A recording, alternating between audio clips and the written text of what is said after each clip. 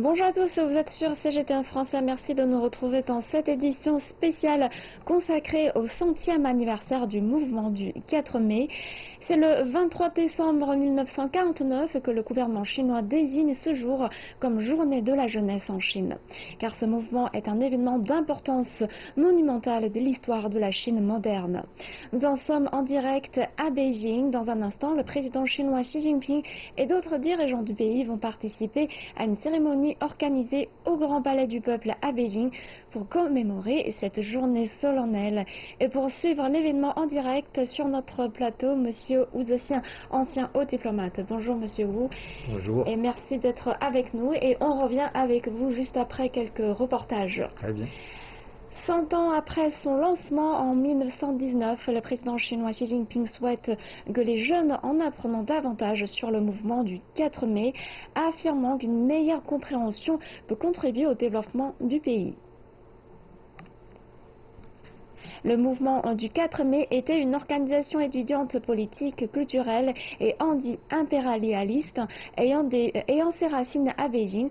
Le président Xi exhorte les jeunes Chinois à réfléchir sur le rôle joué par ce mouvement dans la révolution, le développement et les réformes populaires. Il leur a demandé de maintenir l'esprit du mouvement et de pratiquer le patriotisme, le progrès, la démocratie et la science. Il a également appelé à créer un environnement et aiderait les jeunes à se développer et à innover. 1919 a été l'année qui a déclenché la renaissance de la Chine. Des milliers d'étudiants s'étaient rassemblés au centre de la place Tiananmen de Beijing dans l'après-midi du 4 mai. Ce qu'ils voulaient, c'était défendre la souveraineté de la Chine, punir les traîtres. Le mouvement du 4 mai est survenu après l'échec de la diplomatie du gouvernement de Beiyang. En tant que l'une des nations victorieuses de la Première Guerre mondiale, les demandes légitimes de la Chine ont été rejetées à la conférence de paix de Versailles à Paris. Le traité de paix avait transféré les intérêts allemands dans la province du Shandong située à l'est de la Chine, au Japon. Quand les nouvelles sont arrivées en Chine, cela a provoqué la colère des étudiants et des intellectuels. Mon père et d'autres étudiants étaient en colère à l'idée que les territoires chinois seraient donnés au Japon. Très vite, des Chinois de tous les milieux sociaux ont rejoint le mouvement alors que ce dernier se propageait dans le pays. 2 mois après, des représentants chinois ont refusé de participer à la cérémonie de signature à Versailles. Le mouvement du 4 mai avait alors atteint son objectif. Mais cela n'était que le commencement d'un nouveau chapitre dans l'histoire de la Chine contre l'impérialisme et le féodalisme. Cela a marqué le début de la révolution démocratique de la Chine. Les gens qui ont rejoint le mouvement du 4 mai réclamaient de nouvelles idées pour permettre à la Chine d'avancer toute seule. Le marxisme a commencé à être mis en place et discuté de manière approfondie dans les journaux. Il a reçu l'appui d'un large public avec l'intégration de forces de travail émergentes. Les pensées et expériences émergentes du mouvement du 4 mai ont ouvert la voie à l'établissement du Parti communiste chinois plus tard. L'héritage du mouvement du 4 mai a été transmis pendant 100 ans et il inclut le patriotisme, l'état d'esprit progressiste, la démocratie et la science. Nous avons suivi l'esprit du mouvement du 4 mai dans notre travail et nous le transmettrons à nos élèves. En 2019, les idées et l'esprit du mouvement du 4 mai continuent d'inspirer les plus jeunes générations à travailler pour le rajeunissement national. La 23e édition du Prix de la jeunesse du 4 mai a été organisée à Beijing. Voici les détails en images. 30 jeunes et 13 groupes venant de tous les milieux sociaux ont été récompensés pour avoir montré un esprit de travail ardu et de persévérance. Parmi les lauréats, il y a des pompiers, des enseignants, des scientifiques et des soldats. Le comité central de la Ligue de la jeunesse communiste a attribué les prix. Ces récompenses commémorent le mouvement lancé par des étudiants le 4 mai 1919. Ce mouvement est un symbole de l'esprit anti-impérialiste et anti-féodal chinois du début du XXe siècle. Je suis très content de recevoir ce prix. C'est un grand honneur et aussi une grande responsabilité. Je ma vie d'enseignant bénévole dans un village de la province du Hubei.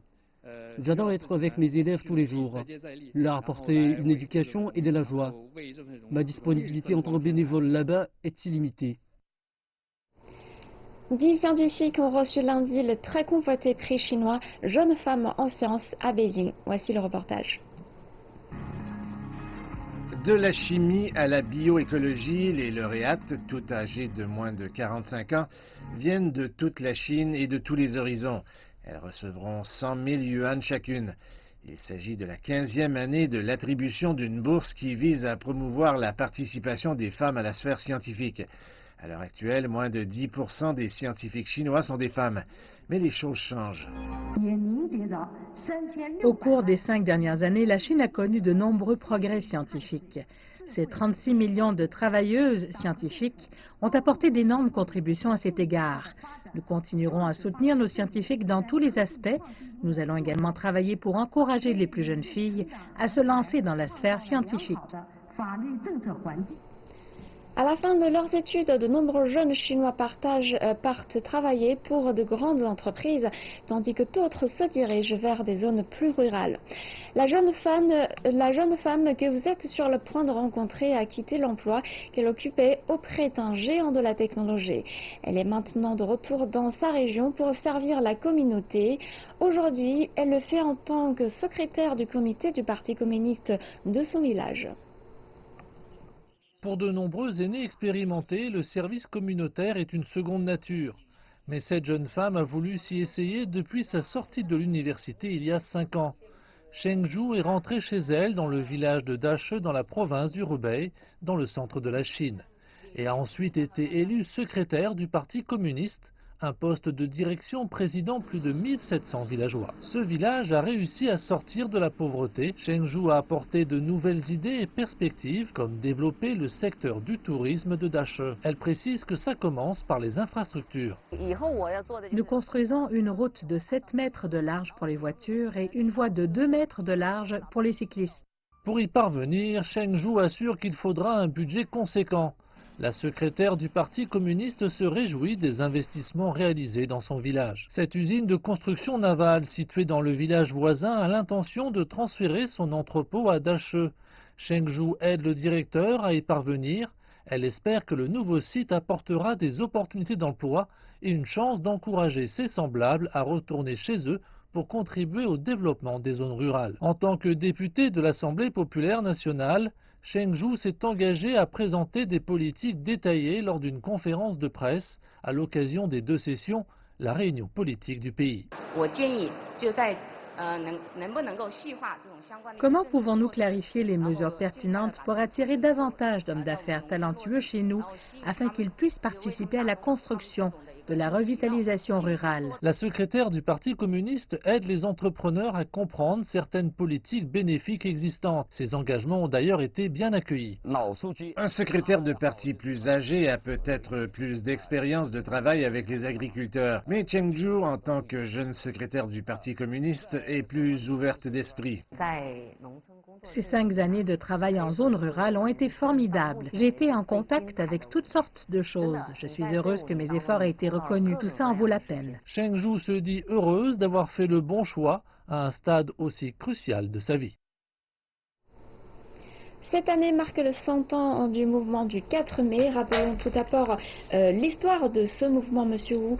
Comment en est-on venu de faire du 4 mai une journée consacrée à la jeunesse en Chine? Bon, on a bien souligné l'importance de ce mouvement. Mais je crois qu'il vaut mieux situer un peu plus nos téléspectateurs, voilà, au contexte historique de la Chine. Bon, on a évoqué la fin de la Première Guerre mondiale, mais il faut savoir aussi que la Chine, qui est un pays profondément féodal pendant plus de 2000 ans, voilà, venait d'établir une république. Bon, alors, et antérieurement, qu'est-ce qui s'est passé? En 1840, les colons anglais sont venus, voilà, qui ont ouvert la porte de la Chine, enfermé, et le pays est devenu, comme ça, un pays semi-féodal et semi-colonial. Alors, on a finalement réussi à renverser la dernière dynastie seulement en 1911, donc 8 ans avant ce mouvement. Bien sûr, à l'époque, tous les Chinois pensaient que avec la création, pour la fondation de cette république, la Chine deviendrait, comme d'autres puissances européennes, modernes, souveraines, voilà, puisque c'est voilà, une république à l'image voilà, des pays occidentaux. Bon, or, en 1918, avec la fin de la Première Guerre mondiale, voilà, lorsqu'on s'attendait à récupérer la souveraineté totale de la Chine, eh bien, la Chine s'est heurtée à un refus catégorique des puissances européennes. Et ça a, bien sûr, éveillé la conscience, d'abord, de la jeunesse chinoise, voilà, et qui ont déclenché le mouvement, et puis ça a éveillé la conscience nationale. Parce que ce mouvement déclenché par les étudiants de Pékin a été suivi tout de suite par d'autres étudiants dans les autres villes de la Chine, et suivi aussi par les ouvriers des grandes villes, parce que l'industrialisation a débuté dans les grandes villes. Les ouvriers de Shanghai en particulier ont fait la grève. Et finalement, ce mouvement a été suivi par l'ensemble de la population chinoise. C'est le premier grand mouvement de contestation lancé par des jeunes Chinois. Par les jeunes Chinois, mais suivi par l'ensemble de la population contre le gouvernement de l'époque qui n'était pas capable de récupérer la souveraineté voilà, devant les puissances étrangères. Voilà, donc c'est l'objectif de ce mouvement? Tout à fait, tout à fait. Et du coup, ce mouvement a marqué justement un tournant de la Chine moderne, parce que voilà, c'est très bien de créer voilà, une république, de renverser l'ancien régime féodal, mais si on n'arrive pas à vraiment se débarrasser du colonialisme, eh bien, la Chine restera toujours un pays semi-colonial. Voilà. C'est ça, un réveil de conscience très important qui a favorisé d'autres mouvements, voilà, surtout qui a favorisé la naissance du PCC, le Parti communiste chinois. Bon, bien sûr, les idées communistes étaient déjà venues avant, mais ce mouvement du 4 mai a favorisé, voilà, a persuadé aux jeunes intellectuels de l'époque, aux activistes communistes de l'époque, de continuer dans cette voie, de trouver voilà, une nouvelle façon de rétablir la souveraineté, l'indépendance et la dignité du pays. Voilà. Du coup, 2 ans après, voilà, en 1921, le PCC est né. Vous voyez, donc c'est très important pour l'histoire contemporaine de la Chine. Donc le résultat de ce mouvement était très positif pour la Chine à l'époque. Très positif, très positif. Et le mouvement du 24 mai avait aussi renforcé le mouvement de la nouvelle culture qui avait commencé quelques années avant 1919. Il y a eu alors une remise en question de l'héritage de culture traditionnelle chinoise confrontée à la civilisation occidentale. Et pensez-vous que cette remise en question existe toujours? Je ne crois pas du tout, je ne crois pas du tout. Au contraire, voilà. Il y a une coexistence tout à fait harmonieuse entre la culture occidentale et la culture traditionnelle. Mais en effet, comme j'ai évoqué la création de la première république en Chine, en accompagnant la naissance de la première république, il y avait en effet ce mouvement de la nouvelle culture qui consistait à introduire tout ce qui est de l'Occident. C'est-à-dire le système politique, la culture, la science, la technologie, l'industrialisation, tout. Voilà.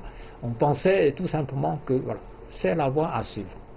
On voulait faire de la Chine un pays comme les pays occidentaux. Mais or, avec voilà, ce mouvement, on s'est aperçu que c'était pas voilà, facile, c'était pas facile. Mais ceci étant, c'est vrai. Il y a eu voilà, des débats pour savoir est-ce qu'il faut rejeter complètement la culture traditionnelle de la Chine ou non. Bon, il y a eu des bruits qui s'élevaient à rejeter voilà, Parce que pour cette opinion-là, la culture traditionnelle, c'est le symbole du féodalisme. Bon. Mais pour d'autres, c'est une richesse de la civilisation chinoise. Bon, il y a eu des débats, mais finalement, je crois que comme le poids de la culture traditionnelle chinoise est tellement fort, on ne peut pas se passer de cette culture traditionnelle. Donc à l'époque, la Chine cherche encore la voie de développement. Tout à fait. Elle n'est pas sûre encore. Pas sûr. Il y avait beaucoup de débats. Bon, ce débat a duré très longtemps. Même, je crois qu'au début des années 50, après la fondation de la République populaire de Chine, il y a eu aussi des idées qui consistaient à dire est-ce qu'il faudrait remplacer voilà, les caractères par les lettres latines, des bruits comme ça. Mais bon, ben, je crois que la majorité des gens voilà, sont quand même attachés. Voilà. À la culture traditionnelle. Voilà, les caractères, c'est vrai, c'est difficile à apprendre pour les enfants, mais c'est joli, c'est très riche en contenu, il y a une beauté qui est contenue dans la culture, même dans les caractéristiques. Vous savez, il y a la calligraphie, voilà, qui consiste justement à écrire de façon artistique les caractéristiques. Bon, c'est un art. Bon, du coup, ce mouvement de la nouvelle culture n'a pas pu rejeter, voilà, n'a pas pu faire remplacer la culture traditionnelle de la Chine par la culture occidentale. Mais ceci étant encore, la culture occidentale a été bien introduite en Chine. Voilà, à partir du début du siècle dernier, voilà, les Chinois commencent à bien connaître la culture occidentale. Musique classique, par exemple, le système de l'éducation aussi, par exemple. Le système de l'éducation, à l'époque féodale, c'était des concours pour sélectionner des mandarins. Voilà. On a remplacé ce système. Voilà. À la fin, d'ailleurs, de la dynastie des Qing, on a déjà compris qu'il fallait remplacer ce système par le système de l'éducation moderne, à l'image du système occidental. C'est pour ça qu'on a aujourd'hui des universités, des lycées, des écoles primaires, tout à fait comme dans les autres pays. Voilà. Donc vous dites le moment où la Chine est en train de choisir la voie de développement, la culture occidentale est introduite en Chine. Mais après, la Chine a trouvé sa voie de développement spéciale appropriée à la Chine. Mais si on revient sur la culture occidentale, c'est depuis l'application de la politique de réforme et d'ouverture, les jeunes Chinois ont de nombreux contacts avec la culture occidentale. Donc, d'après vous, les jeunes Chinois d'aujourd'hui font-ils face aux défis de la culture occidentale en termes de notions de valeurs et de mode de vie? Bon, alors le mot défi, pour moi, bon, ben, il n'y a pas que le défi. Mais il y a aussi, comme j'ai dit, il y a beaucoup d'éléments très positifs qu'on introduit, qu'on assimile. Voilà. On veut bien partager. Bon. Par exemple, j'ai évoqué la littérature, l'art, la musique, etc. Mais il y a d'autres choses, le système de l'éducation, comme j'ai évoqué, mais il y a aussi les valeurs voilà, fondamentales de l'humanité, par exemple. Les devises de la Révolution française, liberté, égalité, fraternité. Ça se retrouve exactement dans les valeurs fondamentales du socialisme à la chinoise. C'est écrit dans le rapport du 18e congrès du PCC, aussi dans le rapport du 19e congrès du PCC, qui a eu lieu il y a 2 ans seulement.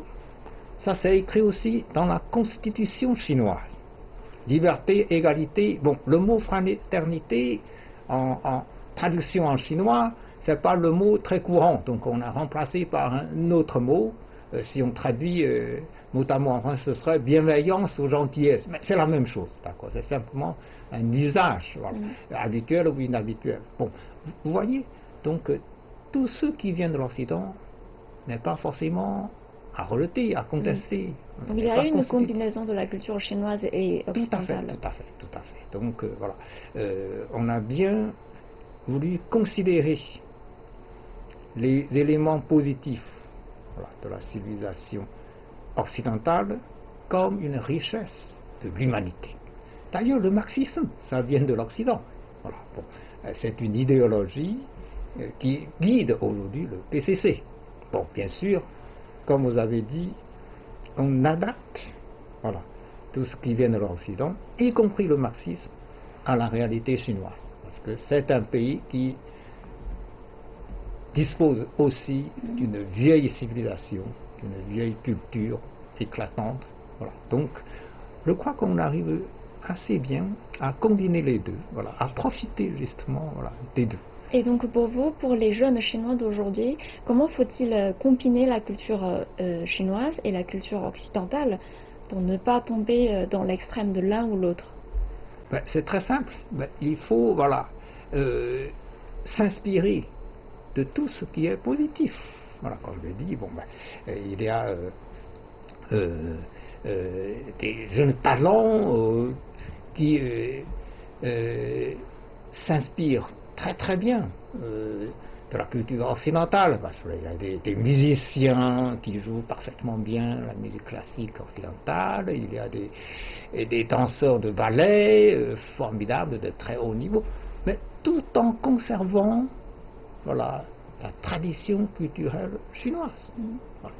Mais là aussi, il y a des talents, des jeunes talents qui sont formidables, parce que j'ai suivi des émissions télévisées de CCTV, justement, on montre des jeunes et même des enfants qui peuvent réciter quelques milliers de poèmes classiques de la Chine. On trouve vraiment la beauté, la musicalité dans les poèmes classiques de la Chine, mais c'est une tâche énorme pour pouvoir réciter tout ça. Mais cela montre que les intérêts que ces jeunes et même ces enfants voilà, ont voilà, pour la culture traditionnelle. Donc je vois qu'aujourd'hui, les jeunes chinois voilà, arrivent à adorer à la fois la culture occidentale et la culture traditionnelle. À mon avis, c'est une très très bonne chose. Il faut donc garder l'esprit ouvert. Tout à fait, tout à fait, tout à fait. Et donc les jeunes Chinois ont connu un développement depuis 100 ans. Et à l'époque, quelle était la place des jeunes Chinois pour la Chine? À l'époque, la jeunesse constitue toujours la force la plus dynamique de la société. Ça, il ne faut pas oublier. À l'époque, c'était vrai. À l'époque, c'était vrai. C'est pour ça que le mouvement est déclenché par les étudiants de Pékin. Voilà. Non seulement c'était des jeunes, mais c'était en plus des jeunes instruits. Il faut comprendre qu'à l'époque, très peu de Chinois avaient accès à l'éducation, parce que c'était un pays très pauvre. Seuls les enfants des familles aisées avaient accès, mais ces jeunes-là, ils ont joué le rôle qu'il fallait. Ils ont déclenché le mouvement, réveillé la conscience nationale, ils ont joué un rôle formidable. D'ailleurs, peu après, lorsque le mouvement communiste, qui a été favorisé par ce mouvement, voilà, a pris de l'ampleur, c'était aussi des jeunes. À l'époque, les dirigeants de la première heure du mouvement communiste, comme le président Mao, comme l'ancien premier ministre Zhou Enlai, comme M. Deng Xiaoping, c'était tous des jeunes. Et ce sont des gens qui ont voilà, créé, voilà, qui ont contribué, créé, ou bien qui ont adhéré tout de suite au mouvement communiste. C'était la jeunesse, l'élite de la Chine, c'était aussi la jeunesse de la Chine qui ont marqué l'histoire contemporaine de la Chine. Donc il faut toujours applaudir le rôle joué par la jeunesse de la Chine pendant toutes les périodes en fait.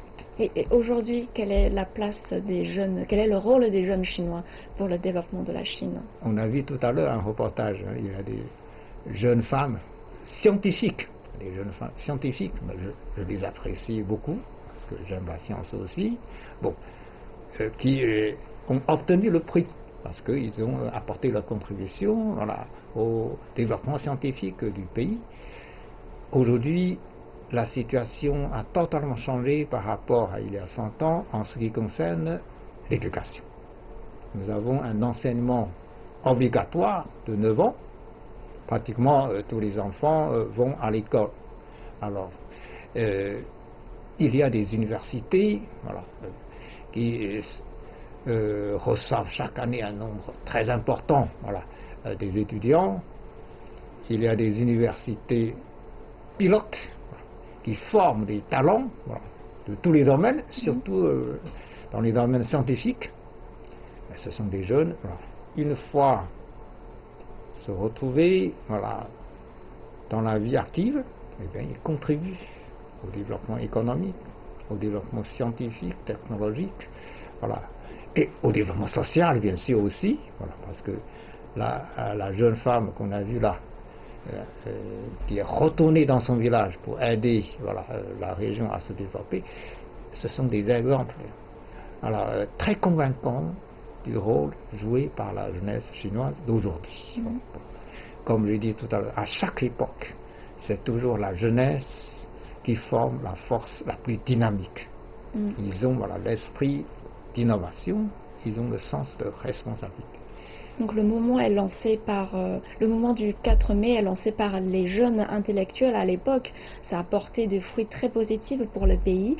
Et donc est-ce qu'on peut dire que l'éducation joue un rôle élémentaire et primordial pour le pays? Bien sûr, bien sûr. Et donc vous êtes aussi professeur à l'université, vous êtes très proche des jeunes Chinois au quotidien.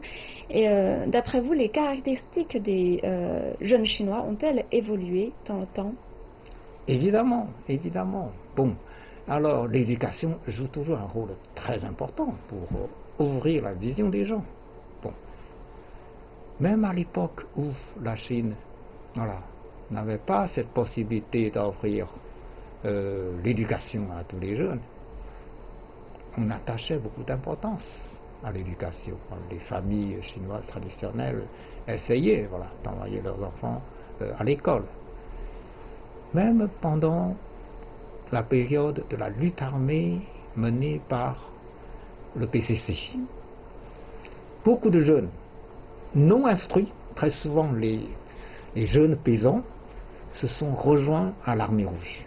Parce que voilà, il fallait changer le pays, changer le destin de chacun. Même au rang de l'armée rouge, il y avait toujours cet effort d'instruire les jeunes, voilà, les jeunes soldats de l'armée rouge qui étaient non instruits. D'accord? Cet effort existe toujours. À l'époque, à Yeren, la base révolutionnaire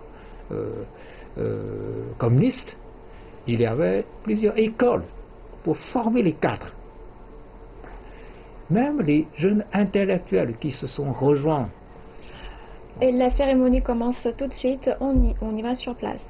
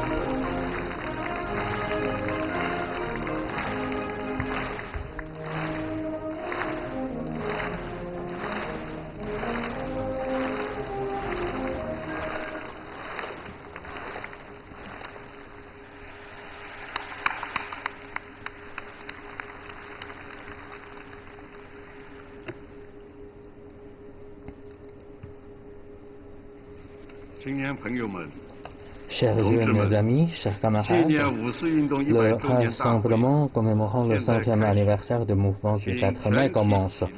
Je vous invite à vous lever pour chanter l'hymne national.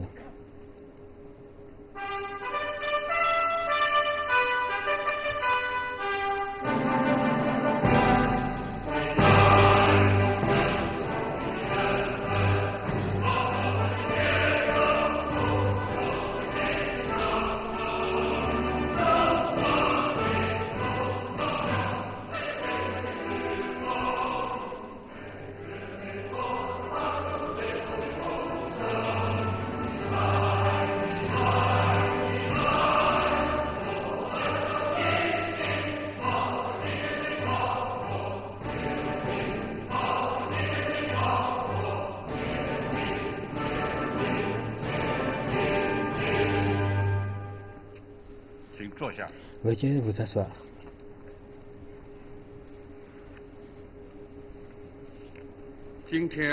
Aujourd'hui, nous célébrons solennellement le centenaire du mouvement 4 mai. L'objectif, c'est pour appréhender son importance historique et valoriser le grand esprit du 4 mai. Présent au rassemblement d'aujourd'hui, secrétaire général du Parti communiste chinois, président de la République, président de la Commission militaire centrale, camarade Xi Jinping.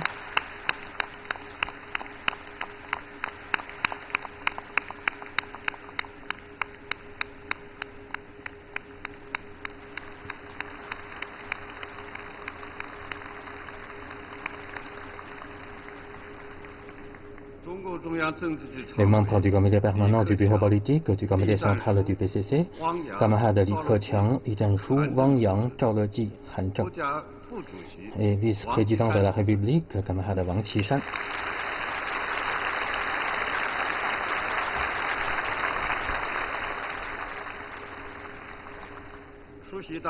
Sont présents à ce rassemblement d'aujourd'hui les dirigeants du parti d'État, président à Pékin, les membres de la Commission militaire centrale, les responsables des organes du parti de gouvernement, de l'armée et des groupements populaires et de la municipalité de Pékin, les responsables des comités centrales des partis démocratiques, de la Fédération nationale de l'industrie et du commerce, ainsi que les représentants des partis sans affiliation du parti, les représentants du public de la capitale et des représentants des jeunes. Maintenant, j'ai l'honneur d'inviter le secrétaire général du comité central du PCC, président de la République, président de la Commission militaire centrale, camarade Xi Jinping, à prononcer un discours important.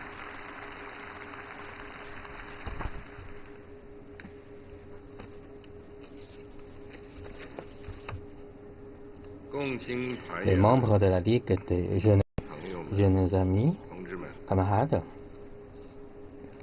il y a 100 ans, le mouvement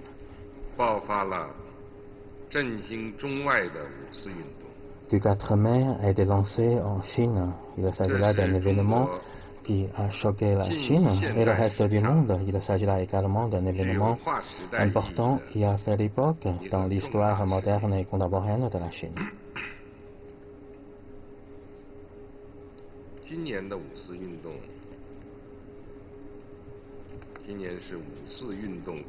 Cette année marque le centenaire du mouvement 4 mai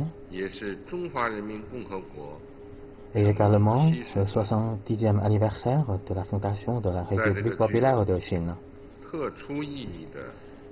À ce moment historique spécial, nous sommes réunis ici solennellement pour chérir la mémoire des pionniers patriotiques et révolutionnaires du mouvement 4 mai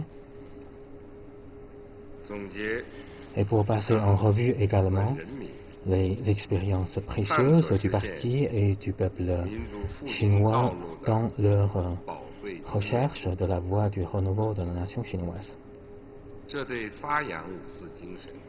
Cela est très important pour valoriser l'esprit du mouvement de 4 mai, pour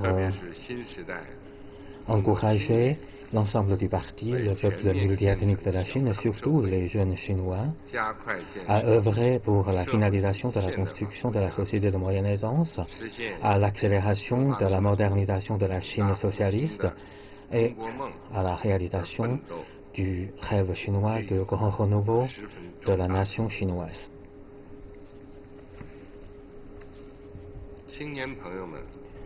Jeunes amis, camarades,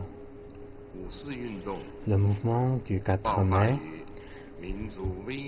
a été lancé à un moment crucial pour notre nation. Il s'agit là d'un mouvement révolutionnaire, patriotique, guidé par les intellectuels jeunes chinois avec la participation élargie du public chinois.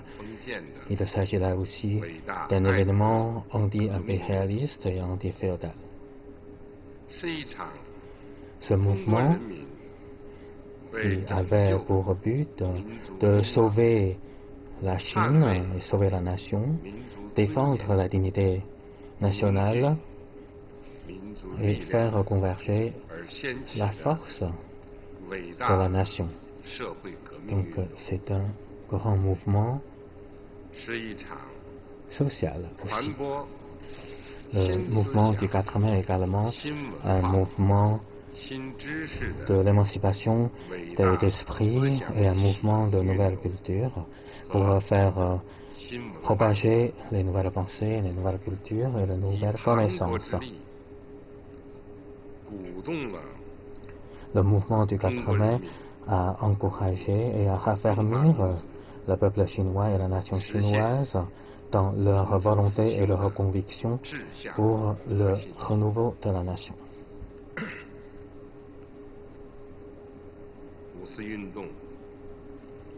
Le mouvement du 4 mai est totalement anti-impérialiste et anti-féodal,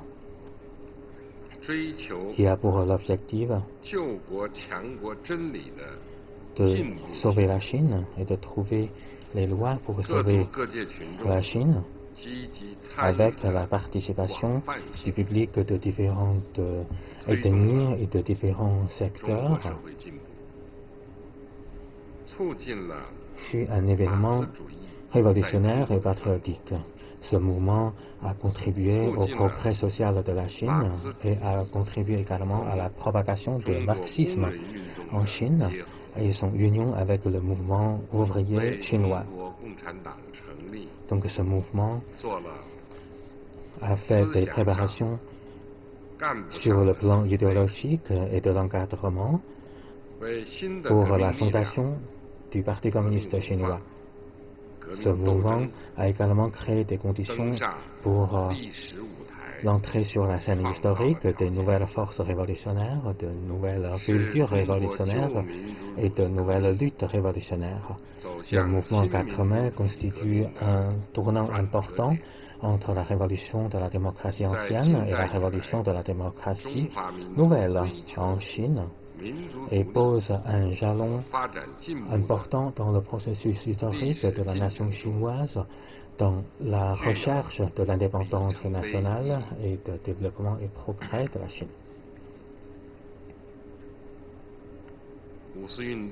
Dans le mouvement 4 mai, l'ensemble de la nation chinoise a su brandir bien au lever le grand étendard du patriotisme.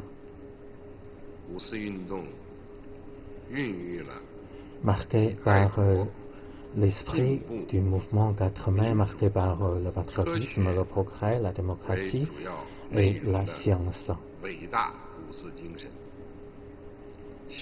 Le noyau de cet esprit du 4 mai, c'est le patriotisme. Le patriotisme constitue le noyau de l'esprit de la nation chinoise qui s'unit et travaille ensemble pour se renforcer.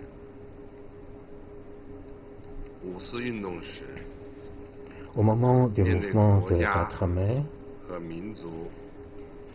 face au moment critique de l'État, de la nation et de l'État, les jeunes patriotiques ont lancé ce mouvement de 4 mai avec les efforts conjugués de l'ensemble de la nation et du peuple. Ils ont lancé les mots d'ordre pour dire que le territoire chinois ne peut être cédé et le peuple chinois ne baissera jamais la tête. Ils ont composé ensemble une épopée patriotique pour la nation chinoise. Les faits historiques montrent que le patriotisme, depuis l'Antiquité, est déjà intégré dans l'ADN de la nation chinoise. Personne ne peut l'éliminer, ne peut le briser et ne peut l'anéantir. Le patriotisme constitue une énergie forte pour le peuple chinois et la nation chinoise dans leurs efforts pour sauvegarder l'indépendance nationale et la dignité nationale. Nous devons grandir bien au lever le grand étendard du patriotisme.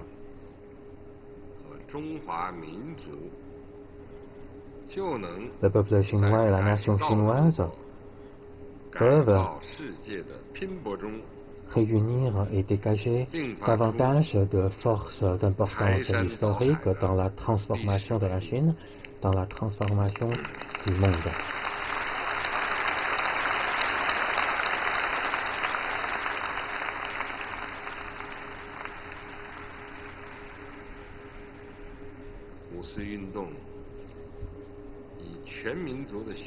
Le mouvement du 4 mai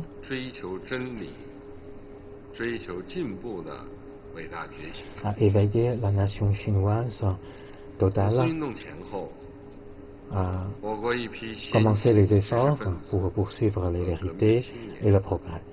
Au moment du mouvement de 4 mai, des intellectuels et des jeunes révolutionnaires avant-gardistes de la Chine ont commencé à propager les nouvelles idées, les nouvelles cultures dans la quête des vérités. Et ils ont su débloquer les étaux de la pensée féodale, ce qui constitue un impact important pour briser les anciennes vertus, les anciennes pensées, les anciennes cultures de la société féodale de la Chine existant depuis quelques milliers d'années. Le mouvement du 4 mai a changé radicalement le passé. Avec la naissance des révolutionnaires éveillés, et le grand public a été éveillé également par ces révolutionnaires déjà éveillés. On peut dire que le mouvement de 4 mai constitue un éveil général de l'ensemble du public chinois et de la nation chinoise depuis la guerre de l'opium. À l'issue du mouvement 4 mai, de plus en plus des avant-gardistes chinois se rassemblent autour de l'étendard du marxisme. En 1921, le Parti communiste chinois a été fondé et cela constitue le début d'une toute nouvelle page de l'histoire chinoise. Les faits historiques montrent que avec le marxisme, avec la direction du Parti communiste chinois, avec le grand éveil du peuple chinois et de la nation chinoise,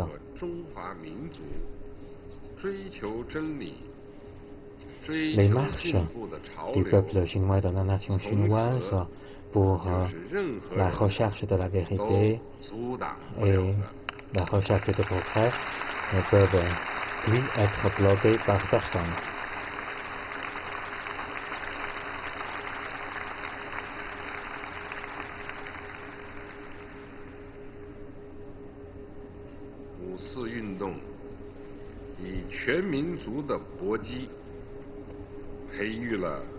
Dans le mouvement du 4 mai, avec les efforts de l'ensemble de la nation, nous avons bâti une grande tradition de travail acharné pour jamais.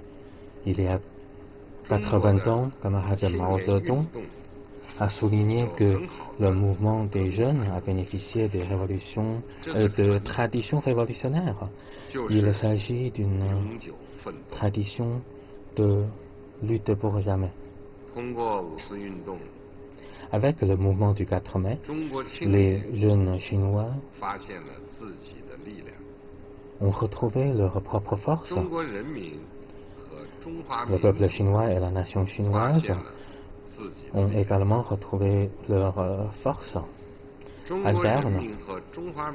Le peuple chinois et la nation chinoise, à travers la lutte, ont compris que le développement de la société chinoise, le redressement de la nation chinoise et le bonheur du peuple chinois ne peuvent être obtenus grâce à leur propre lutte courageuse.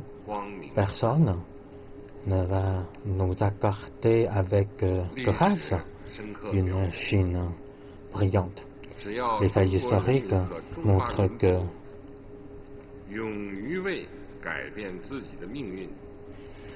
si le peuple chinois et la nation chinoise sont suffisamment courageux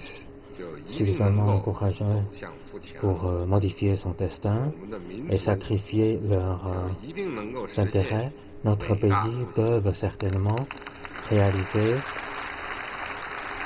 la construction d'un pays prospère et puissant. Nous pouvons certainement réaliser le grand renouveau de la nation chinoise. Pendant les 100 dernières années depuis le mouvement du 4 mai, les jeunes Chinois se sont livrés des luttes avec succès de génération en génération. Et les jeunes Chinois ont rajeuni la Chine et la nation chinoise pendant ces 100 dernières années. Pendant ces 100 dernières années, les jeunes Chinois ont nourri une affection profonde à la patrie et au peuple. Ils ont su se livrer à la révolution, la construction et la réforme dirigée par le Parti communiste chinois. Et ils ont travaillé de manière acharnée pour le peuple, pour la patrie et pour une meilleure vie à tous. Les jeunes Chinois, pendant ces 100 dernières années, ont dévoué leur jeunesse à la patrie et au peuple et ont inscrit des chants de la jeunesse splendides. Les faits montrent que les jeunes Chinois sont nourris de grands idéaux et de grandes ambitions. Les jeunes Chinois sont des jeunes patriotiques. Les jeunes Chinois sont des jeunes pleins de force et d'innovation dans le passé, maintenant et dans l'avenir. Les jeunes Chinois ont resté, restent et restera les forces avant-gardistes de grand renouveau de la nation chinoise.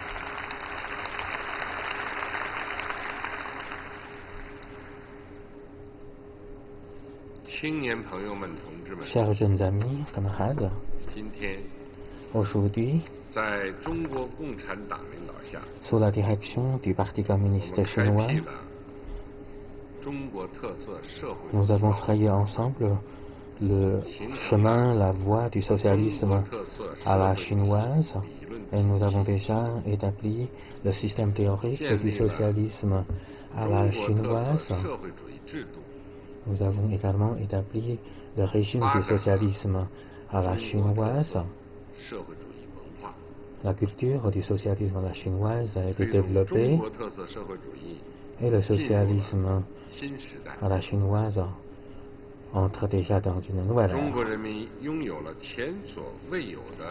Le peuple chinois est doté de confiance sur la voie, la théorie, le système, la culture sans précédent. Le grand renouveau de la nation chinoise présente des perspectives brillantes sans précédent.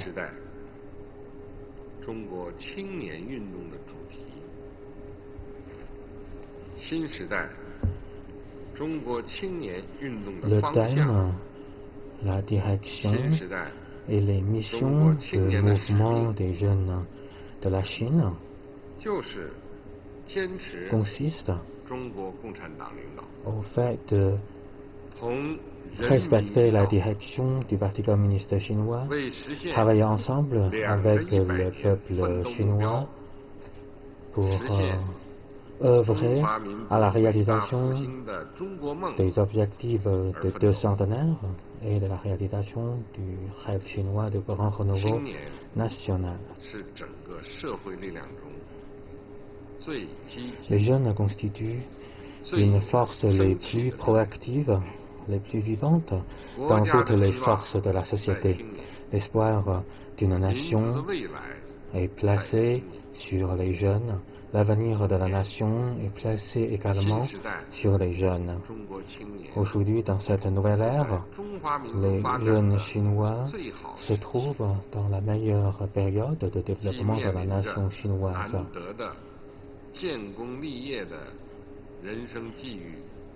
Ils font face aux opportunités précieuses de réaliser de grands exploits. Ils ont sur leur épaule une mission historique d'assumer des responsabilités d'importance historique.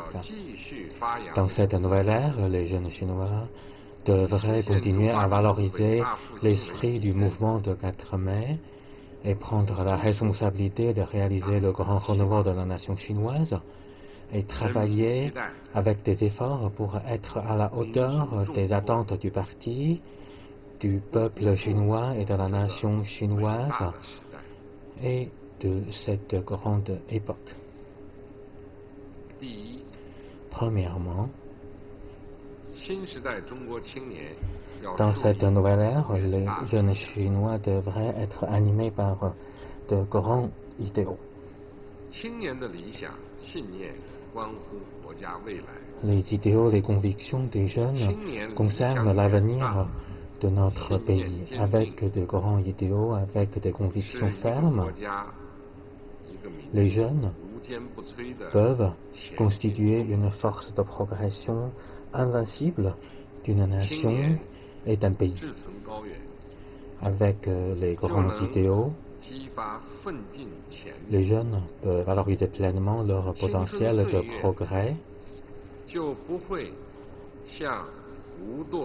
et peuvent bien fixer un cap correct et précis de leur avancement. Comme on dit en Chine,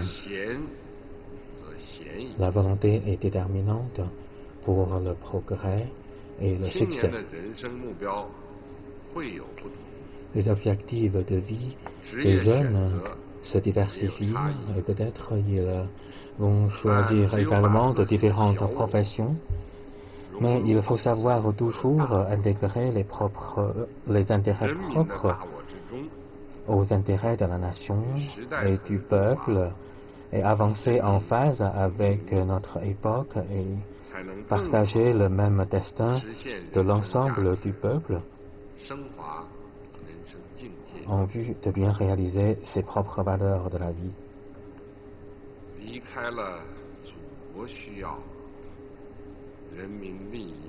Si les jeunes ne répondent pas aux attentes de patrie, ne travaillent pas pour les intérêts du peuple, ils vont être coincés dans un espace de plus en plus étroit, avec seulement des recherches et des intérêts égoïstes. Dans cette nouvelle ère, les jeunes Chinois devraient bien établir la croyance au marxisme et raffermir la conviction au socialisme à la chinoise et avoir suffisamment de confiance au rêve chinois de grand renouveau de la nation. Il faut que les jeunes travaillent avec le public, être en phase avec une nouvelle ère et travailler dans de nouveaux espaces pour faire briller la jeunesse dans l'innovation, dans la créativité et pour réaliser leur idéal et leurs convictions dans un travail acharné. Deuxièmement, dans cette nouvelle ère, les jeunes Chinois devraient aimer notre grande patrie. Docteur Sun Yat-sen a dit le plus important pour une personne, c'est de savoir comment aimer sa patrie. Si une personne n'aime pas sa patrie, même trahit sa patrie,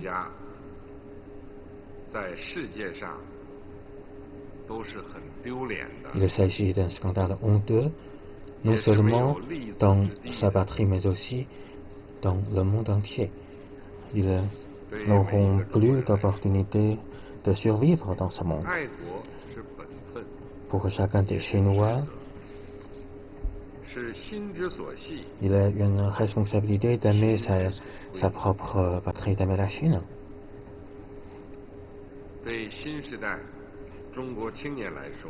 Pour les jeunes Chinois de cette nouvelle ère, aimer la patrie, c'est le fondement pour son propre développement et pour tous ses succès, pour tous leurs succès.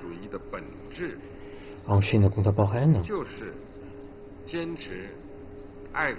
la nature même du patriotisme, c'est aimer la Chine, aimer le Parti communiste chinois, aimer le socialisme. Dans la nouvelle ère, les jeunes Chinois devraient suivre les instructions du parti et suivre la direction tracée par le Parti communiste chinois. Et il faut toujours avoir une considération des soucis de la nation et du peuple et se dévouer aux intérêts de la patrie, du peuple, se dévouer pendant toute la vie et avec les efforts pendant toute la vie pour montrer son patriotisme.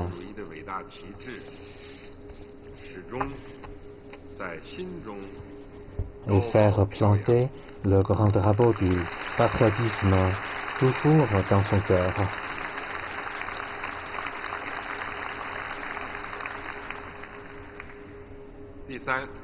Troisièmement, dans cette nouvelle ère, les jeunes Chinois devraient prendre leurs responsabilités.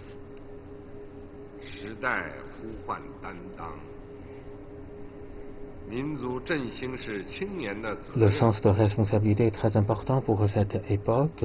Pour les jeunes, leur responsabilité, c'est de réaliser le redressement de la nation. Selon M. Lu Xun, les jeunes sont dotés de forces vivantes devant les forêts. Il peut transformer les forêts en terrains plats, il peut transformer les terrains nus en forêt, planter des arbres et ils peuvent également creuser des puits dans les déserts. Dans cette nouvelle marche de renouveau national de la nation chinoise devant les grands défis, les grands risques, les grandes résistances, les grandes contradictions, il nous faut, surtout pour les jeunes, un sens de responsabilité, de l'audace, de surmonter toutes les difficultés, de faire face aux difficultés. Tant que les jeunes peuvent prendre leurs responsabilités, déployer des efforts pour surmonter les difficultés, le socialisme à la chinoise peuvent présenter également de vitalité, de grand potentiel et de l'espoir.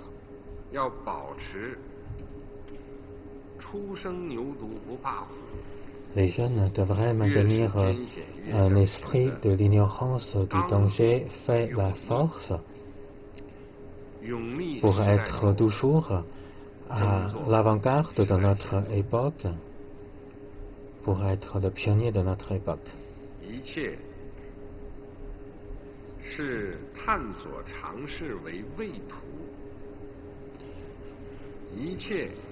Il ne faut pas avoir peur de tout essai, de toute exploration. Et il faut également éviter de penser ou bien des actes, de se dérober à ses responsabilités. Il nous faut le refuser. Il faut abandonner toutes ces pensées parce que vous n'aurez pas de vraie joie dans votre vie. Dans cette nouvelle ère, les jeunes Chinois devraient bien chérir cette époque, prendre la responsabilité de cette époque et progresser dans les pratiques de votre travail pour faire rayonner la jeunesse dans cette nouvelle ère de la réforme et de l'ouverture et faire valoriser la vie dans la réalisation de rêves chinois. Et il faut être un constructeur qui va prendre le relais de la construction du socialisme avec le développement général de la vertu, de l'intelligence, de la santé et de sens de l'esthétique et de pratique. Quatrièmement, dans la nouvelle ère, les jeunes Chinois devraient être suffisamment audacieux pour progresser devant les difficultés. Le sens de l'effort constitue une particularité essentielle pour la jeunesse. On dit en Chine, pendant la vie de 200 ans, je devrais avoir suffisamment de courage de nager 3000 lieues dans l'eau dans la rivière. C'est le sens de l'effort. Avec le sens de l'effort, nous pouvons assumer les missions de renouveau national.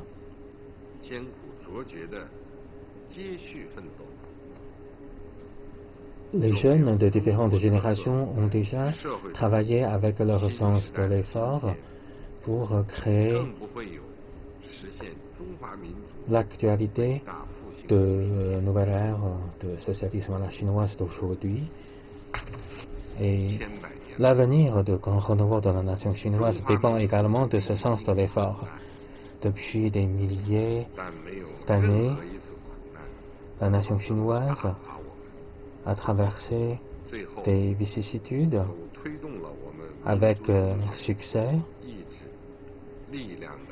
Et chaque fois, nous avons su raffermir notre esprit national, notre volonté nationale et notre force nationale. Aujourd'hui, avec des conditions de vie améliorées, nous devons continuer à préserver le sens de l'effort parce que il s'agit d'une très bonne tradition des jeunes Chinois.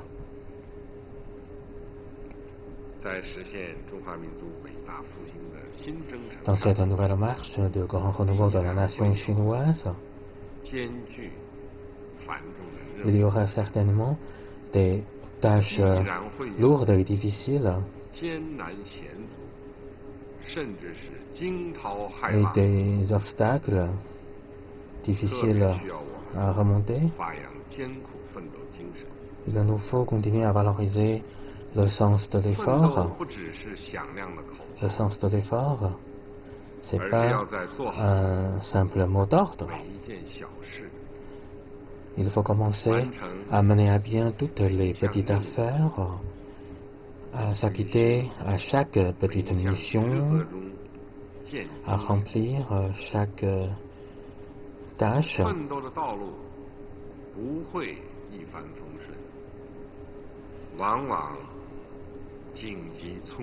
Dans notre voie de progrès, il y aura des difficultés, des vicissitudes. Seuls les plus forts peuvent surmonter toutes les difficultés et réaliser le progrès sans discontinuer. Dans cette nouvelle ère, les jeunes Chinois devraient être suffisamment courageux d'être le pionnier de notre époque avec son dévouement, avec l'esprit de progrès, avec courage et progresser en surmontant toutes les difficultés, en créant de grands exploits et créer de nouveaux miracles remarquables devant le monde avec la jeunesse et avec les efforts.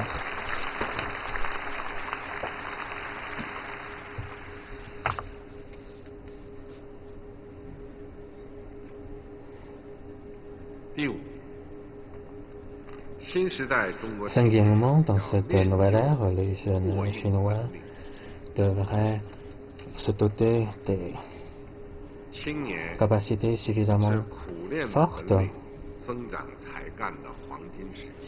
Pendant la jeunesse, c'est une bonne période pour améliorer ses compétences et ses capacités. Sans acquis pendant la jeunesse, on serait regrettable en vain quand les cheveux deviendraient blancs. À l'époque actuelle, avec le renouvellement des connaissances, avec la division du travail social de plus en plus précis, nous avons constaté une émergence de nouvelles technologies, de nouveaux modes et de nouvelles formes d'activité. Cela a fourni de grandes plateformes pour que les jeunes puissent faire rayonner leurs compétences et cela pose également des exigences aux capacités, aux qualités des jeunes. Les jeunes devraient poursuivre leurs propres idéaux et assumer les responsabilités sacrées de l'époque. Les jeunes devraient chérir la jeunesse et apprendre les connaissances scientifiques, améliorer les compétences internes et les capacités de travail pour être en phase en termes de mentalité, de mode de pensée, de connaissances.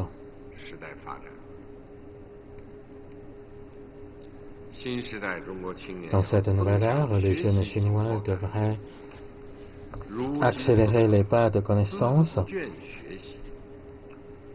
Et il faut prendre le temps pour apprendre les connaissances, apprendre les positions, les idées, les méthodologies de marxisme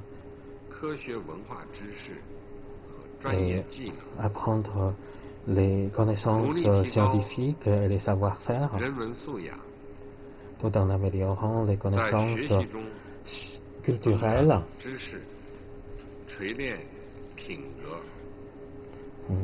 Il leur faut augmenter leur connaissance, améliorer leur qualité et bien pratiquer les expertises dans leur travail. Tout cela pour bien servir le peuple et la nation avec l'innovation et la créativité.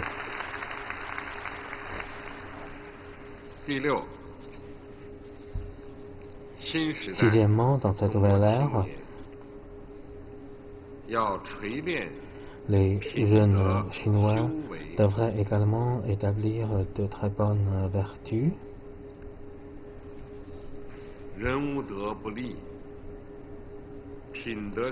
Les vertus sont importantes pour l'établissement d'une personne. Il faut continuer à améliorer ces vertus. C'est l'aspiration depuis toujours de la nation chinoise. Nous devons construire un pays socialiste moderne et puissant. Puissant ici, non seulement puissant en matière matérielle, mais aussi immatérielle. Quand on dit immatériel ou bien spirituel, la puissance immatérielle et spirituelle, c'est plus important pour la puissance durable, profonde de la nation. Les jeunes devraient bien établir ces vertus dans la pratique,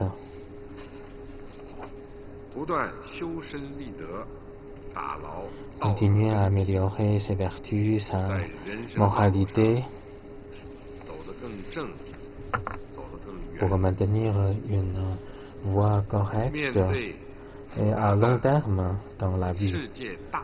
Face aux grands changements de la situation internationale, il faut savoir distinguer le vrai du faux. Il faut respecter toujours la voie correcte au lieu d'avoir une pratique moutonnière.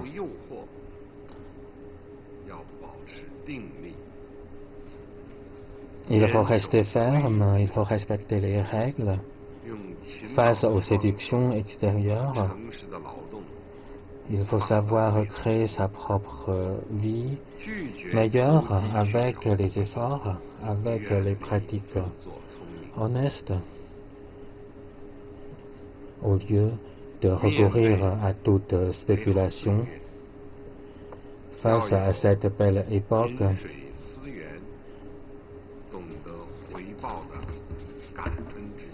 il faut savoir remercier les générations précédentes qui ont créé cet intérêt. Il faut savoir remercier le Parti communiste chinois, la nation chinoise, tous les secteurs de la société et le peuple.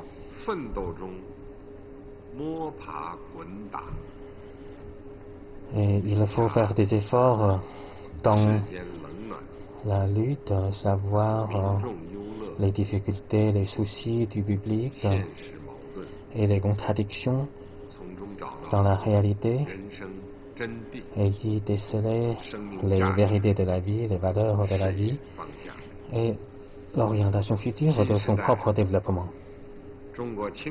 Dans cette nouvelle ère, les jeunes Chinois devraient respecter et pratiquer les valeurs essentielles du socialisme.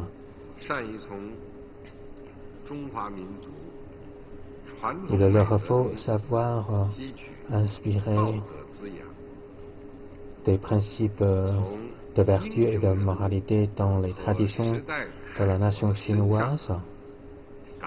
Il faut qu'ils apprennent auprès des héros et des modèles de l'époque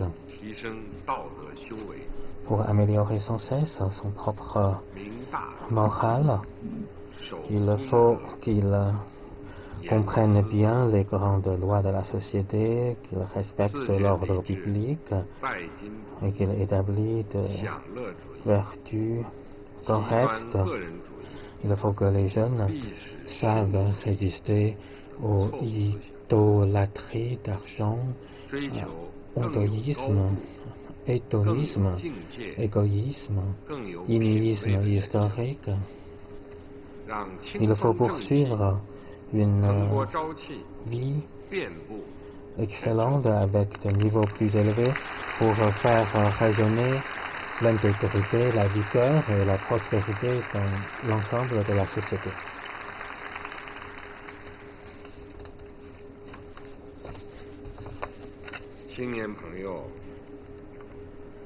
Les jeunes amis, chers camarades,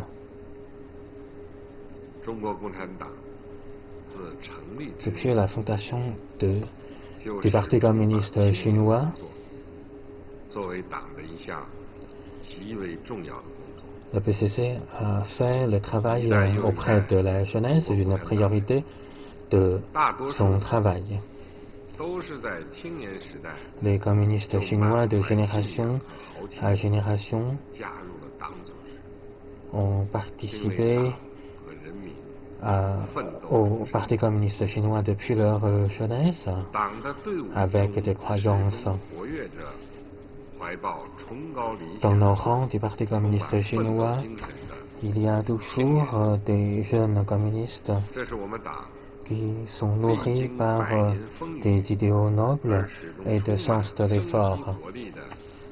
C'est une raison importante pour que le Parti communiste chinois puisse réaliser des progrès dans ces 100 dernières années.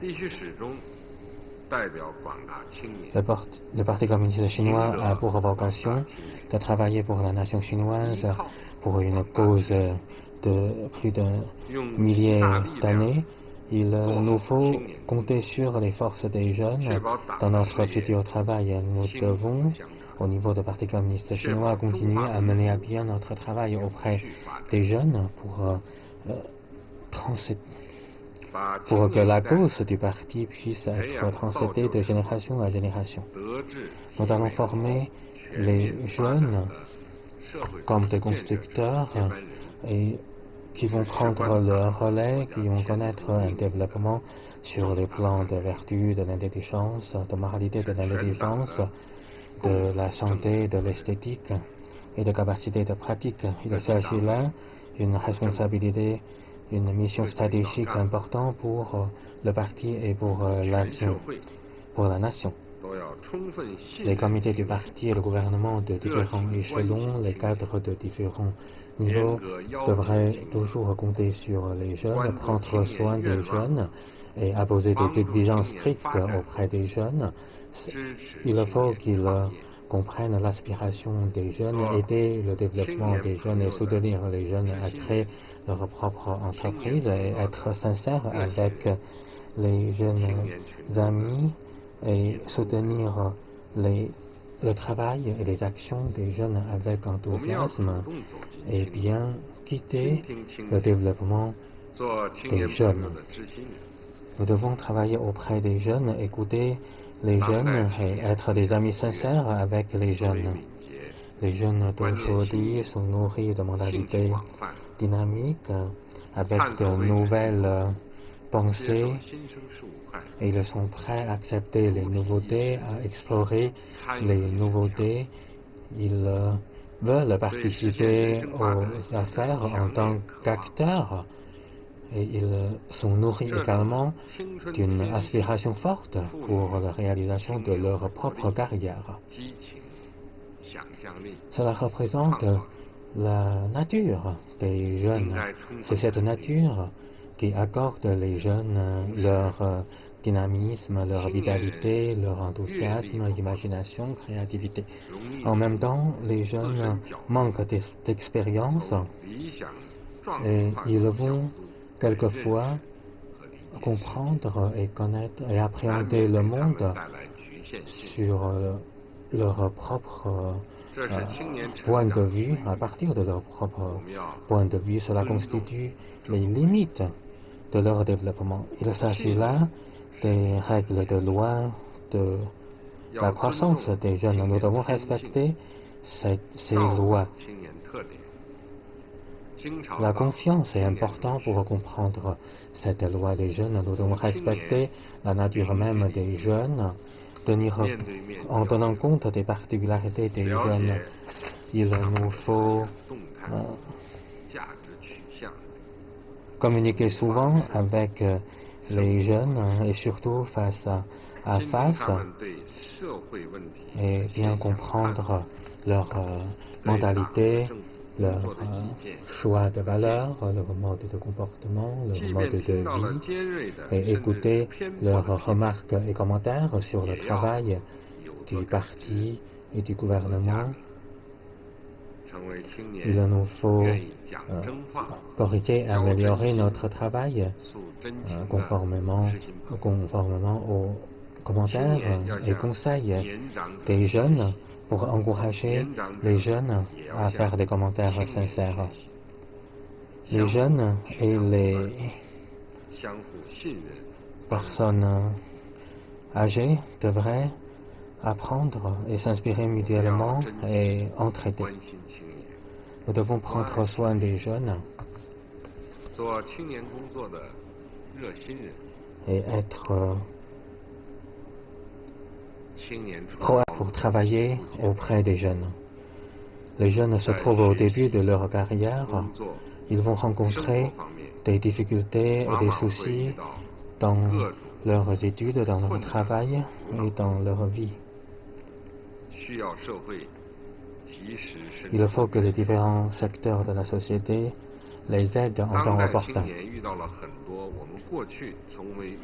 Les jeunes d'aujourd'hui rencontre beaucoup de problèmes que nous n'avions pas rencontrés auparavant. La pression constitue toujours la force motrice de développement des jeunes.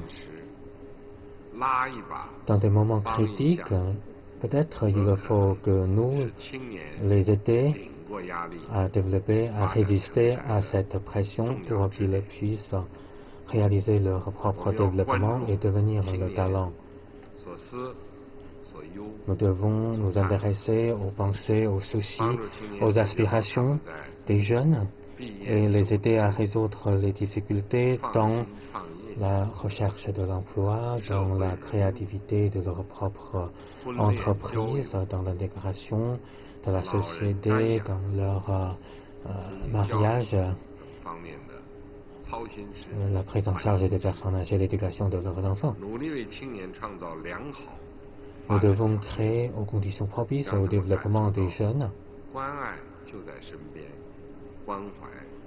pour montrer notre soin devant les jeunes, notre soin palpable devant les jeunes. Nous devons éduquer et orienter les jeunes et tracer l'orientation, la bonne orientation depuis le développement des jeunes. Pour le développement des jeunes, c'est comme des petites plantes, nous devons les aider à bien pousser. Comme des jeunes plantes, il faut des travaux de sol, il faut ajouter du sol, arroser de l'eau, ajouter de engrais chimiques, de pesticides. Et avec la taille, nous devons prendre soin des jeunes tout en intégrant les exigences strictes. Il nous faut respecter les lois et bien tracer les orientations de ces jeunes. Il faut aider les jeunes à bien comprendre et connaître le monde, connaître la réalité chinoise et maîtriser la tendance générale de l'époque. Il nous faut comprendre la mentalité des jeunes pour qu'ils puissent valoriser leur mentalité, mais il nous faut également aider les jeunes à travailler conformément à la réalité. Quand les jeunes ont rencontré des difficultés dans leur mentalité et moralité, il faut les encourager à travailler de manière plus audacieuse. Quand les jeunes ont obtenu de succès dans leur travail, il faut les encourager de manière avec enthousiasme. Quand les jeunes rencontrent des difficultés dans leur carrière, il faut les aider à reprendre la confiance. Quand les jeunes ont commis des erreurs, il nous faut les aider à corriger ces erreurs.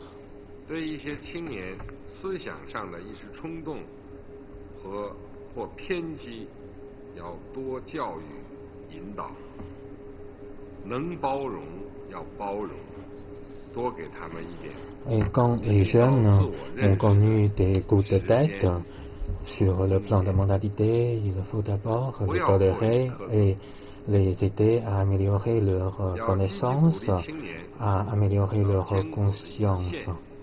Il ne faut pas les exiger de manière trop stricte. Nous devons encourager les jeunes à travailler sur le terrain pour connaître les difficultés réelles et accroître leurs compétences. Il nous faut encourager les jeunes à travailler dans les domaines prioritaires et les postes importants pour qu'ils puissent savoir comment surmonter les difficultés et valoriser leur propre talent. Il nous faut créer des conditions de développement pour les jeunes pour qu'ils puissent valoriser leur propre talent.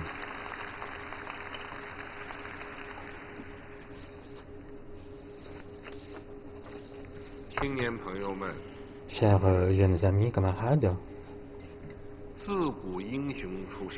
les héros sont devenus héros souvent quand ils étaient jeunes, dans l'Antiquité.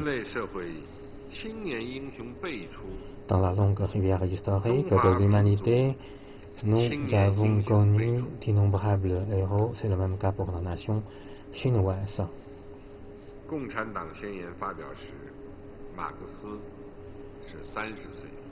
Karl Marx avait 30 ans au moment de la publication du manifeste du Parti communiste et Engels avait 28 ans.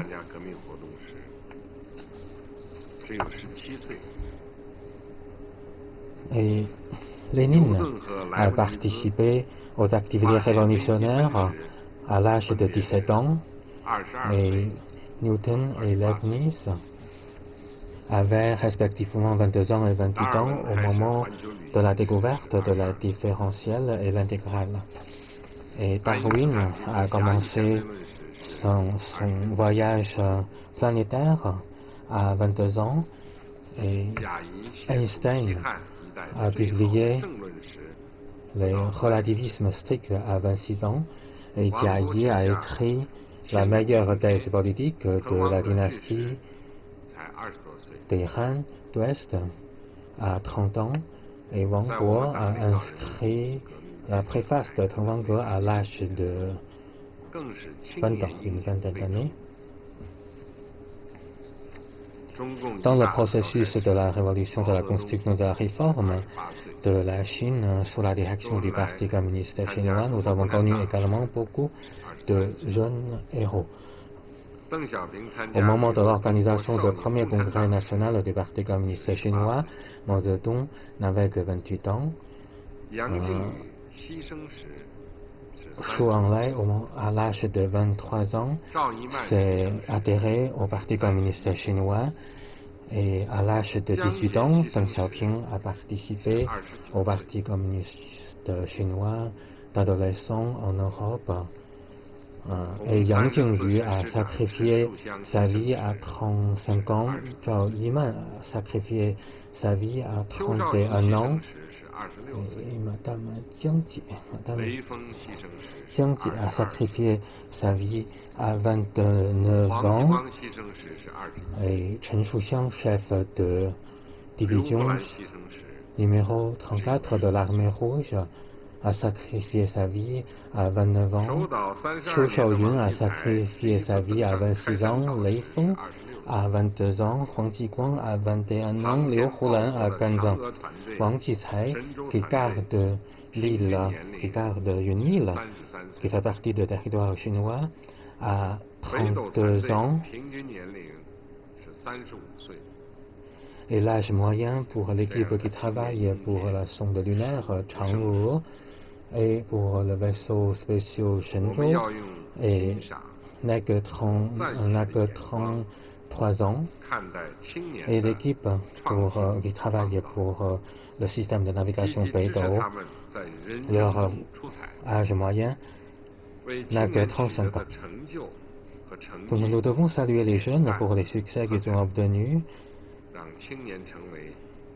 pour que les jeunes puissent contribuer toujours à la vitalité, à la prospérité au progrès de la nation chinoise et pour que les jeunes héros puissent être la force importante pour l'accélération du renouveau de la nation chinoise.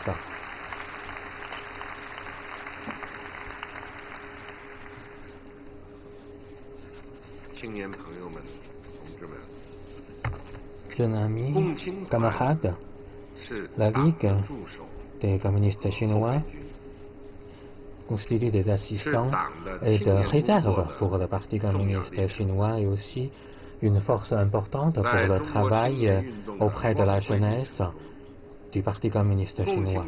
Dans le mouvement des jeunes de la Chine, la Ligue des jeunesses de la jeunesse communiste a valorisé la tradition de répondre à l'appel du parti avec des actions concrètes. Et la Ligue de la jeunesse communiste a apporté ses contributions importantes pour le Parti communiste chinois en termes de convergence des forces des jeunes et surtout pendant les différentes périodes historiques de la révolution, de la construction et de la réforme de la Chine sous la direction du Parti communiste chinois. Le drapeau de la Ligue de la jeunesse communiste devrait suivre toujours la direction dirigée par le drapeau du Parti communiste chinois. Il faut renforcer les quatre consciences, raffermir les quatre confiances et mener à bien les doubles sauvegardes.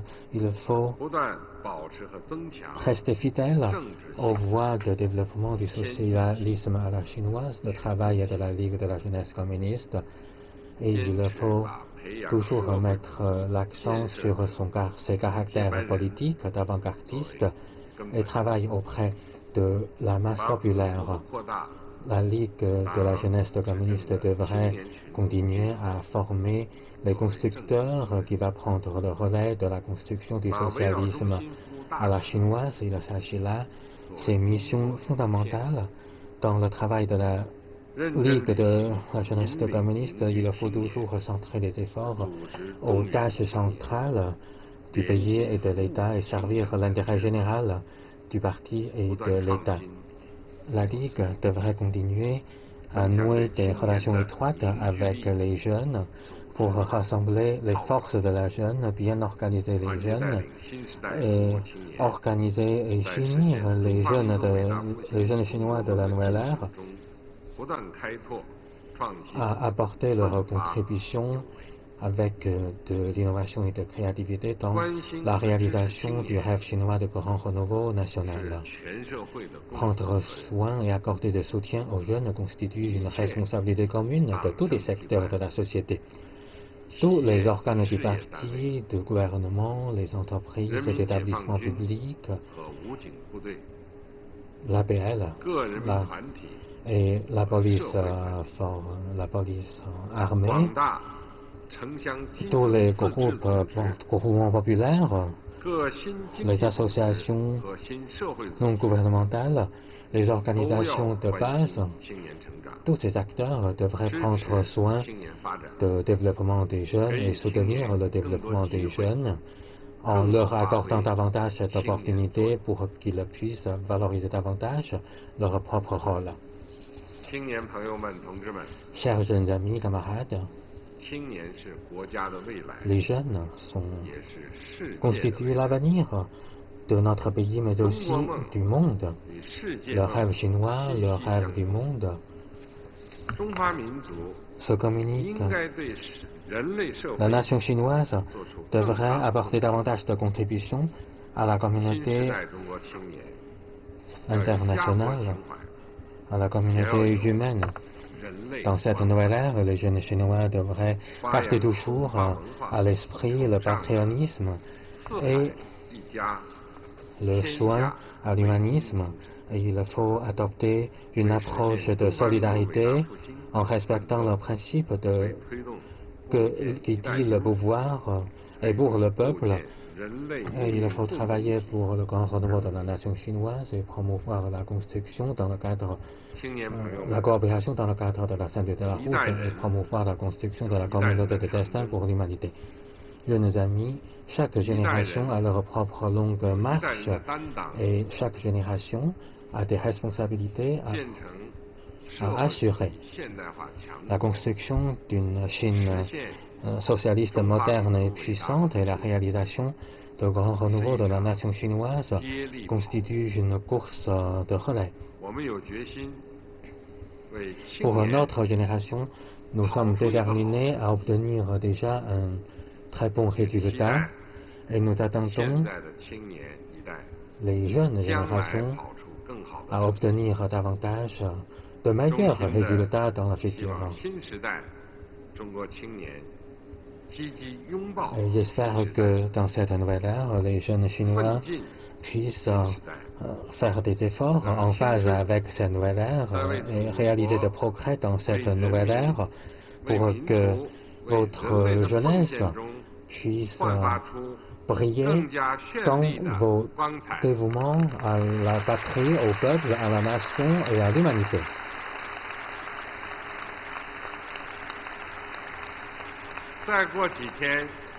Dans quelques jours, nous allons fêter la fête de la jeunesse du 4 mai. Ici, au nom du comité central du Parti communiste chinois, je souhaite bonne fête à tous les jeunes de tous les groupes ethniques de la Chine.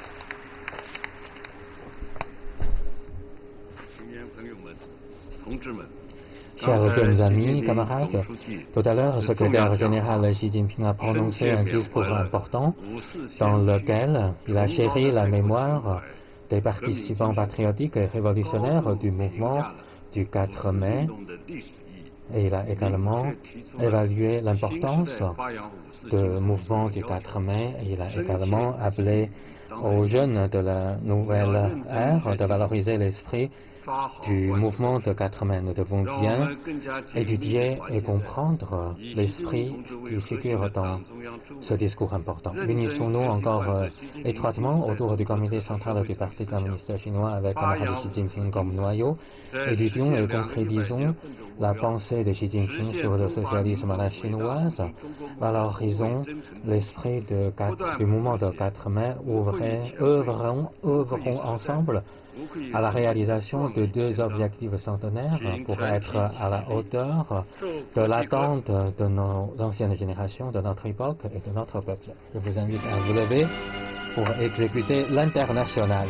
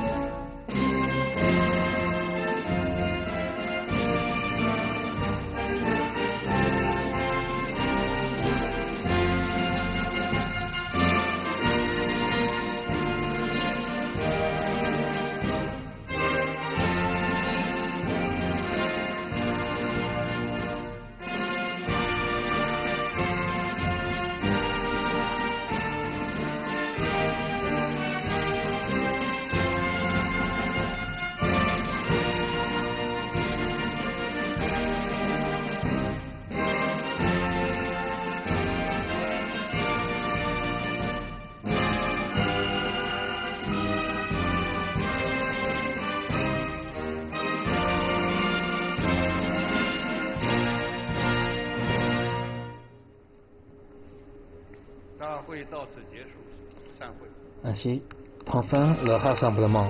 La séance est levée.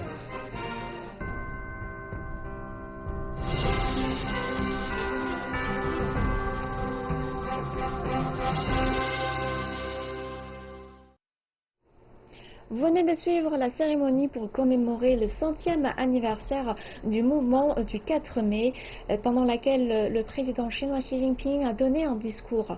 Monsieur Wu, qu'est-ce que vous avez retenu de ce discours? C'est un discours émouvant. Bon, le président Xi a naturellement rappelé l'importance historique de ce mouvement, et il a surtout émis les souhaits que les générations plus âgées vis-à-vis de la jeunesse d'aujourd'hui. Bon, il faut que la jeunesse d'aujourd'hui se fixe un objectif grandiose pour le renouveau de la nation chinoise. Il faut que cette jeunesse soit patriotique, il faut que cette jeunesse prenne sa responsabilité, il faut que cette jeunesse travaille dur, il faut que cette jeunesse se perfectionne pour disposer des capacités professionnelles. Alors, il faut que cette jeunesse, enfin, se comporte de façon exemplaire, sur le plan moral. Donc, toute une série de souhaits exprimés par les générations plus âgées. À la fin, je crois qu'il a souligné aussi que le président Xi a souligné l'importance pour la jeunesse chinoise de ne pas se limiter sa sens de responsabilité uniquement pour la Chine, mais pour l'humanité entière. Ça vient d'une vieille philosophie de la Chine, c'est-à-dire se soucier du sort de l'humanité entière. Donc, voilà, il a appelé la jeunesse à participer activement à la construction de à développer la coopération dans le cadre de Ceinture Route, à la construction d'une communauté de destin pour l'humanité. Donc, à la fin, il a dit ceci: les générations plus âgées préparent les conditions, les meilleures conditions pour la jeunesse. Il faut que la jeunesse montre leur capacité et crée des conditions encore plus favorables pour atteindre l'objectif du développement de la Chine. Et il a parlé du sens de responsabilité à plusieurs reprises aussi. Et chaque génération a sa propre responsabilité. Donc à votre avis, quelle est la nôtre? La vôtre. Bon. La vôtre, c'est très important. Aujourd'hui, l'époque a beaucoup évolué. Ce n'est plus la période de la lutte armée. Ce n'est plus la période de début de l'industrialisation. Aujourd'hui, on connaît un progrès scientifique, technologique formidable. Aujourd'hui, on est en face à la mondialisation qui fait que les pays se lient, voilà, les uns aux autres. Du coup, la jeunesse chinoise aujourd'hui doit faire preuve d'innovation, voilà, pour montrer sa capacité de faire face à la nouvelle exigence. Aujourd'hui, les jeunes doivent aussi continuer à créer, voilà, les nouvelles conditions favorables au développement économique et social de la Chine, qui connaît déjà un progrès formidable depuis la politique de réforme et d'ouverture, mais il est toujours question de faire davantage. Le président Xi vient de lancer des mesures d'ouverture encore plus grande de la Chine, voilà, récemment, au moment du forum de coopération Ceinture Route de haut niveau. C'est la jeunesse chinoise qui doit, voilà, en grande partie, voilà, accomplir cette tâche avec les nouvelles mesures d'ouverture. Bon. Alors, donc, comme j'ai dit tout à l'heure, le président Xi a émis des souhaits très précis. Je n'ai pas développé parce que voilà, c'était assez détaillé, voilà, par le président Xi, mais la jeunesse chinoise, franchement, a une responsabilité très lourde aujourd'hui. Merci Monsieur Wu pour vos éclaircissements. Et donc pour les jeunes Chinois d'aujourd'hui, beaucoup de défis à lever, également beaucoup d'opportunités à saisir. C'est la fin de cette édition. Merci de votre fidélité. Les informations continuent sur notre site internet et les réseaux sociaux. À très bientôt sur CGTN Français.